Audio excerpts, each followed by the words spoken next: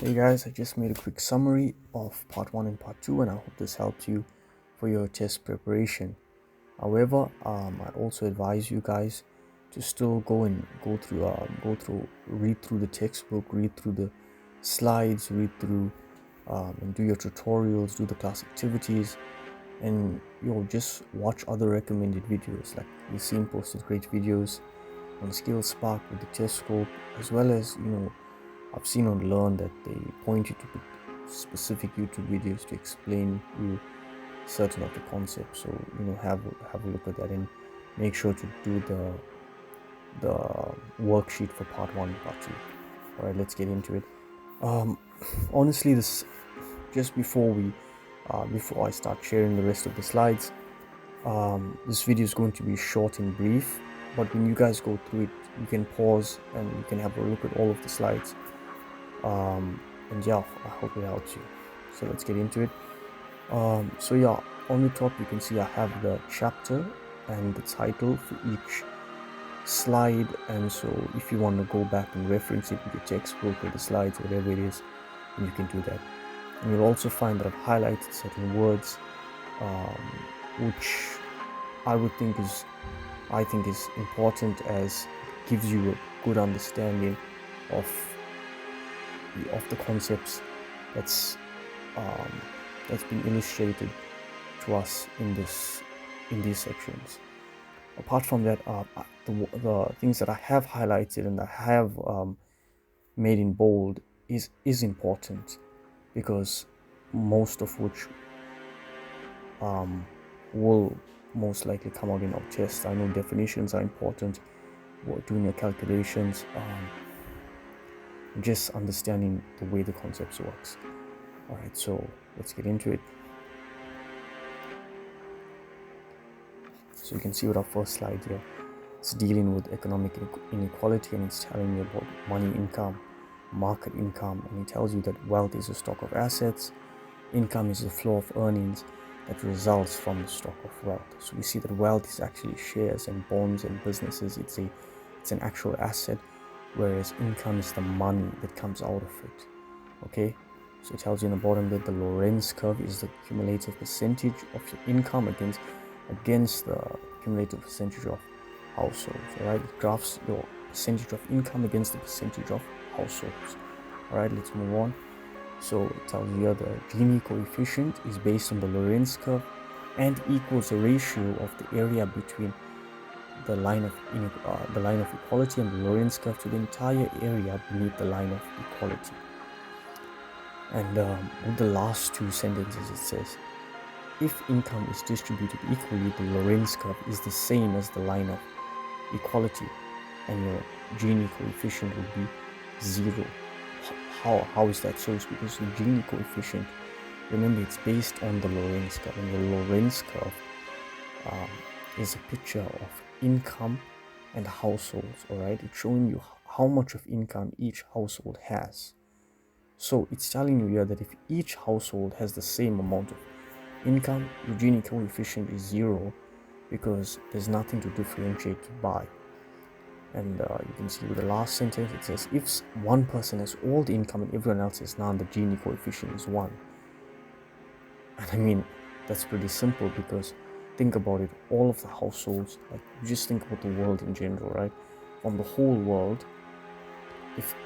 imagine one person, literally just one person, one household has all the money and everyone else has none. Like, for example, let's think of Elon Musk, right? Let's say from all of the households in the world, Elon Musk, I think on Forbes is the wealthiest person. I could be wrong. I know he was like last year or so. But let's say Elon Musk had all the income in the world, and out of all the households, that would mean all the rest of all the households in the world have 0 income, all right? But Elon Musk, he would be the only one, the only household, his house would be the only house that has income. If Bill Gates had a house as well and we would include him, then it would be 2 to 0, and so on, because you're graphing the percentage of income against the percentage of household. So you're showing how much of income each household has. And I hope that helped you. Here in our next slide, we have the Rari method, which I've basically took the characteristics of your high and low income and I've abbreviated it, and I've changed the order to help you, just to help you remember it. I find this to be much more easier to remember Harari rather than the order that they have it in. Okay, let's continue. These are very important slides. It's dealing with the classical economics and just the origin of macroeconomics and all of that.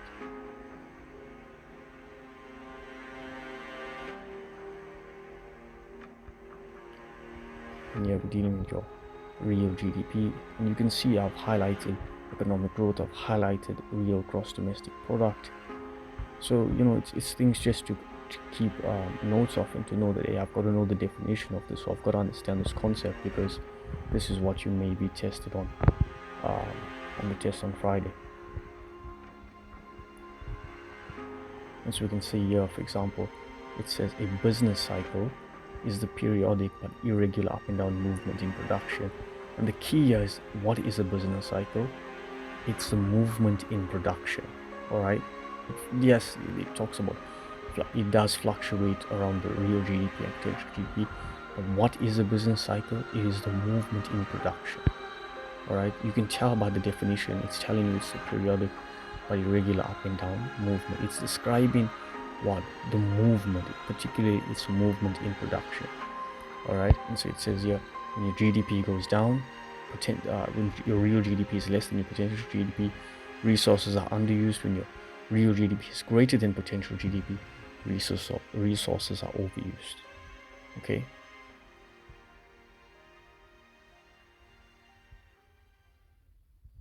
And so for the rest of the slides, guys, just have a look through it, and you can pause the video whenever you like and go over it and so on and so on. All right. Okay, let's go through this together.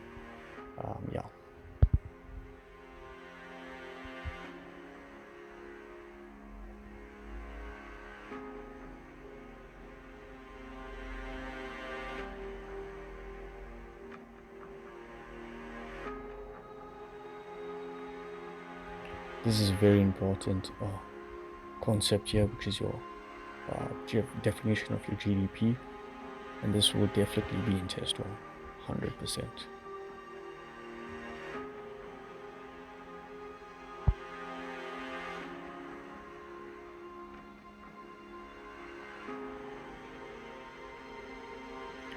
And also take note, your GDP measures total income and total expenditure. All right. So we use the income and when you're going to calculate your GDP, both the income approach and your expenditure approach supposed to give you the same answer. So you can use either approach, but both should give you the same answer. If it doesn't, then check it up. So you're going to verify your answer to both approaches if you have time, and both should give you the same answer. Alright, there's a circular flow. Make sure to go over this quite well, because I have a feeling it's gonna come out in the test. I really think so. Maybe not in this order, but yeah, I believe it will come out.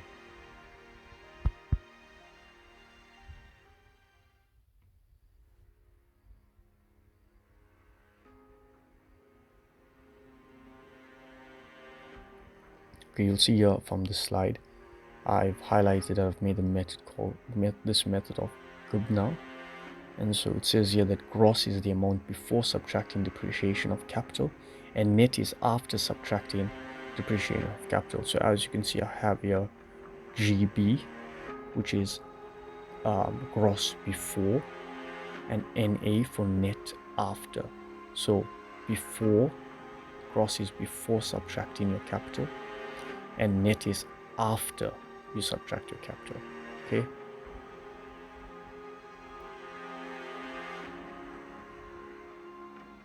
And then you can see here, so I've just got 4 specific factors that would come out in your income calculations. However, there are more, all right, but from this few that I have down there, I can tell you that it's almost definitely going to be in your calculations. And you can see I have an easy method for you to remember it by called Drupini. Pretty funny, right? And so you have D for your dividends, RI for rent income, PI for proprietor's income, and NI for your net interest. All right. So yeah.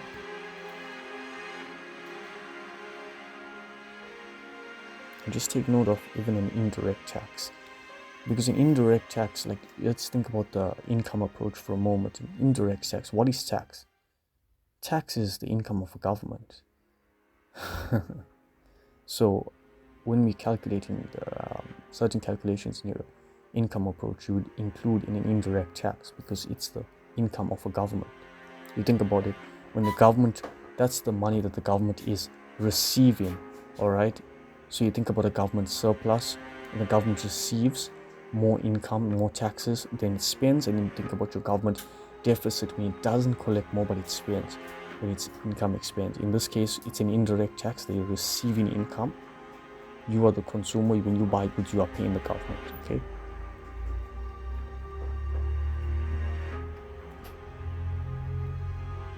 Just take note of this other two. With your real GDP, it's always going to be valued at a reference base year, but with your nominal GDP, it's the value of that current year.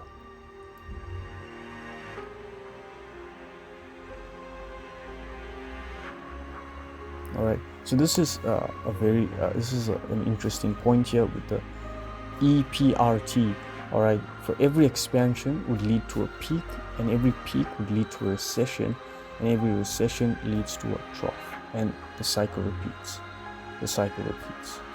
So guys, take note of this, because I feel like maybe 1 or 2 questions could be about this. I actually have seen this come out in the class activity, as well as I think 1 or 2 of the tutorials, if I'm not mistaken. But yeah. And you'll find here, this is the other factors which are not in the GDP, and SOL is for your standard of living. Okay. And so it's telling you here of your household production, you have HP, your economic activity, you have underground economic activity, it's UE, life expectancy, LE, all right, leisure time, L, environment, E, and political freedom and social justice, which is FJ. And I've come up with this funny word, but it's not too bad. Hapulule, FG. So yeah, I was thinking about Pele when I was coming up with this, but yeah. And so just take note of this. This is definitely going to come out in the test for sure. Know the labor force, know your unemployment rate, know the employment rate, and know what's the definitions and what are the prerequisites to be titled as unemployed or employed or part of the labor force. Okay. All of these definitions are very important, guys. And here you can see again, national unemployment rate. I have another abbreviation, SCAR, WOOB, SC for your structural change, A for your age, RW for real wage rate, and UB for your unemployment benefits. Okay. And you can see here that your price floor is a minimum wage. All right.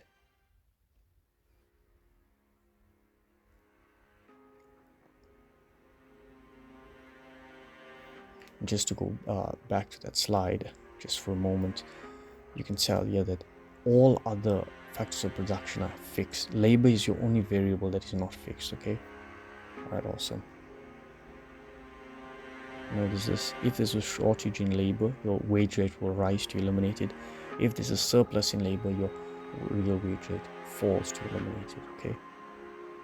And take note of some of the graphs. Like, just know it.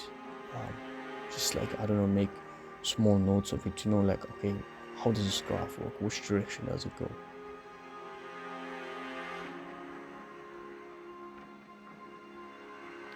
You can see here we have a medium of exchange.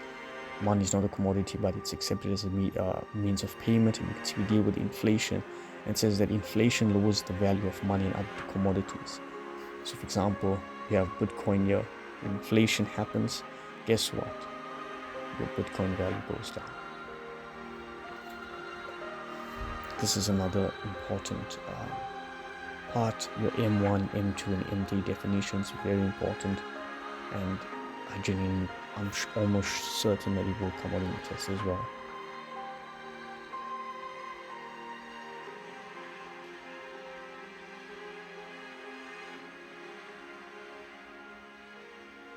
You can see your exchange rate is the price. This is something that's important. Your exchange, every time you see exchange rate, just think price. Every single time you think exchange rate, remember your exchange rate is the price. Exchange rate is your price. Okay.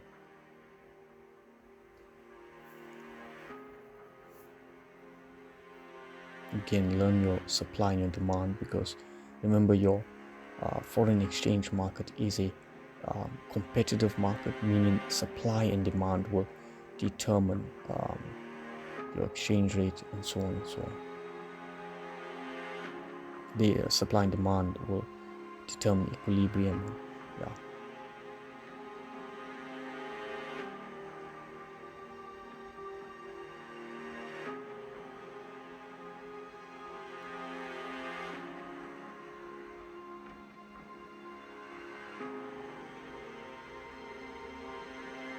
Alright, awesome guys. So I'll see you. Hope this helps you, and good luck on the tests. Cheers.